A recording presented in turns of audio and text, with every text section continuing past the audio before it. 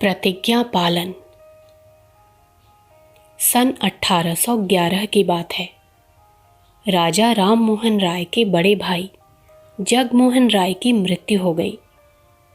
उस समय विधवा को भार रूप समझकर उसके जीवन भर के खर्चों से छुटकारा पाने के लिए धर्मध्वजी लोगों ने सती प्रथा का चारों ओर बोलबाला कर रखा था।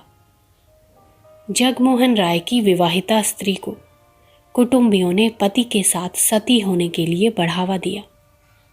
वह बेचारी किसी प्रकार तैयार हो गई। चिता में आग लगाई गई। अग्नि की कराल लपटों का जब उस अबोध बाला से स्पर्श हुआ तो उसका धैर्य टूट गया। वेदना से व्याकुल होकर वह चिता में से जलती बलती हुई बाहर दौड़ी, पर इससे तो धर्मध्वजियों की नाक ही कट जाती।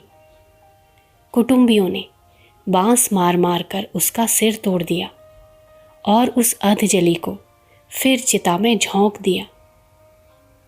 सती की आर्तवाणी उपस्थित लोगों को सुनाई ना पड़े, इसलिए बड़े जोर जोर से बाजे बजाने की व्यवस्था नियत परंपरा के अनुसार हो रही थी।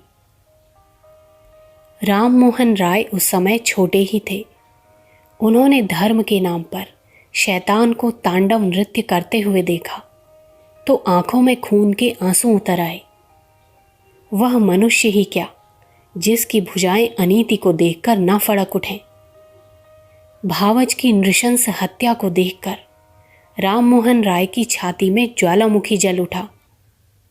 उन्होंने चिता की परिक्रमा करके शमशान भूमि में ही प्रतिज्ञा की, जब तक इस नर हत्या की नृशंस प्रथा का अंत न कर दूंगा तब तक चैन से न बैठूंगा।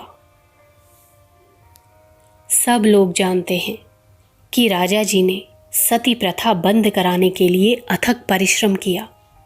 देश भर में आंदोलन करके लोकमत तैयार किया और सरकार पर प्रभाव डालकर इस हत्याकांड को रोकने का कानून बनवा दिया।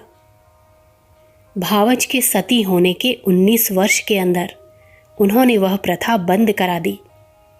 इस बीच में एक भी दिन ऐसा न गया जब उन्होंने प्रतिज्ञा पालन के लिए कुछ प्रयत्न न किया हो। सच्ची लगन रखने वाले वे व्यक्ति जो अपने अंदर मनुष्यता के गुण धारण किए हुए हैं, निस्संदेह अपनी प्रतिज्ञा को पूरा कर ही लेते हैं और ईश्वर उनके कामों में भरपूर सहायता देता है।